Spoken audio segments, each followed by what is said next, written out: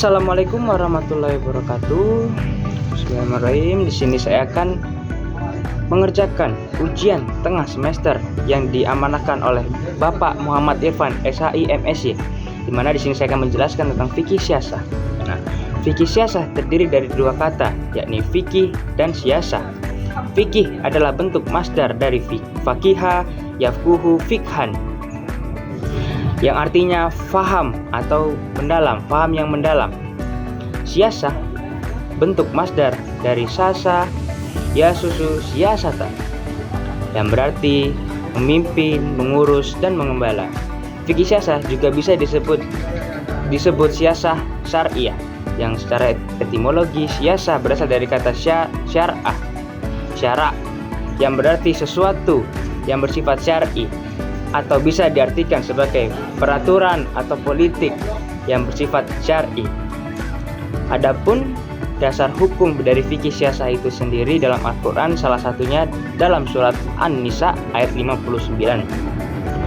Untuk contoh fikih syasah yang ada di Indonesia seperti saat ini, yakni undang-undang yang berlaku di Indonesia sampai saat ini. Kemudian ada sumber kajian dari fikih syasah. Ada 4 sumber kajian dari fikih syasah yang dapat kita pahami. Nah, ini yang pertama sudah jelas, Al-Quran, kemudian hadis atau sunnah, kemudian ijma dan qiyas. Kemudian ada pendekatan dalam kajian fikih syasah ini, yaitu ada pendekatan normatif, pendekatan historis, pendekatan sosiologis, pendekatan filosofis, dan pendekatan komparatif. Kemudian ada ketatanegaraan dalam Islam. Apa sih ketatanegaraan dalam Islam itu? Ketatanegaraan dalam Islam adalah suatu sistem pemerintahan dan tata kelola negara yang berlandaskan pada nilai-nilai dan ajaran Islam. Kemudian kita memasuki syasah dusturiyah. Apa sih syasah dusturiyah itu? Syasah dusturiyah adalah cabang ilmu Islam yang mempelajari tentang politik ketatanegaraan. Istilah ini berasal dari bahasa Arab, yakni syasah yang berarti politik, dan dusturiyah yakni ketatanegaraan.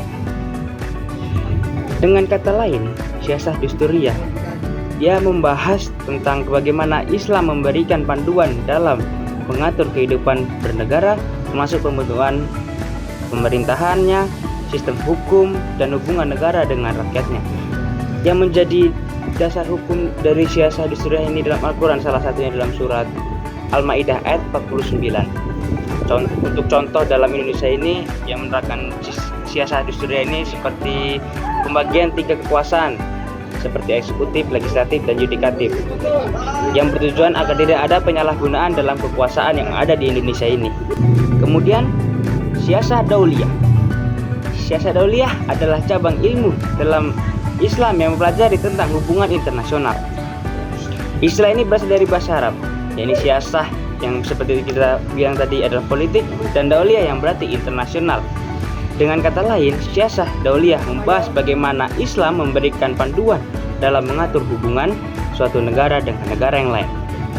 Ayat Al-Quran yang menjadi dasar hukum dari syasah dauliyah ini yakni Al-Hujurat ayat 13. Contohnya dalam Islam ini yakni Indonesia pernah bergabung dalam misi perdamaian dalam PBB.